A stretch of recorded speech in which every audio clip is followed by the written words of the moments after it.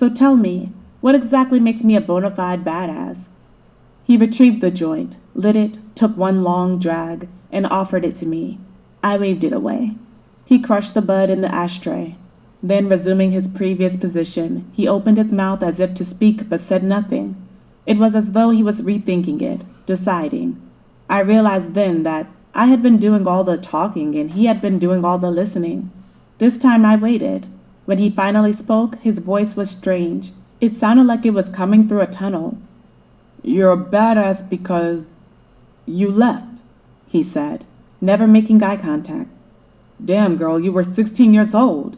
You picked yourself up and left. You saved you." Although he was speaking softly, his words resonated through my head. A long silence congealed in the space between us. After a while he said, "My mother, she had a husband too. And when we were little, he used to have let's call it his moods." "We?" "Yeah, I have an older brother. What about you?" "I have an older sister." "Did she leave too?" "She was already married and out of the house when he materialized. That's a whole nother story. But please go on. You were telling me about your mother's husband, his moods?" "Yeah, his moods.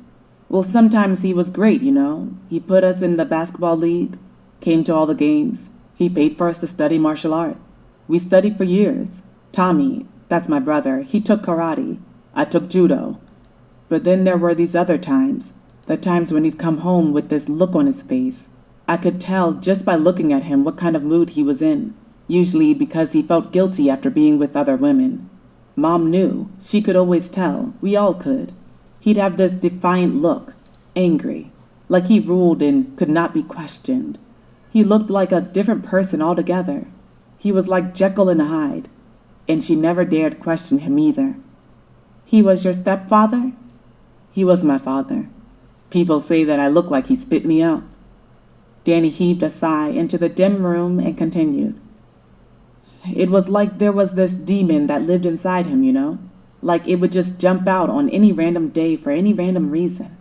I never knew what would set him off. I never knew what to expect. When he was in one of his moods, he'd find any little reason to beat us. I mean anything. I got clocked once for leaving the cap off the toothpaste. Tommy was almost knocked out cold for being 10 minutes late for dinner. And if my mother tried to interfere, she'd get the worst of it. Once he dislocated her shoulder. Another time he broke her eye socket.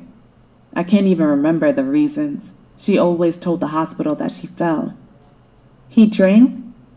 "She ain't mine," a voice slurred in my memory.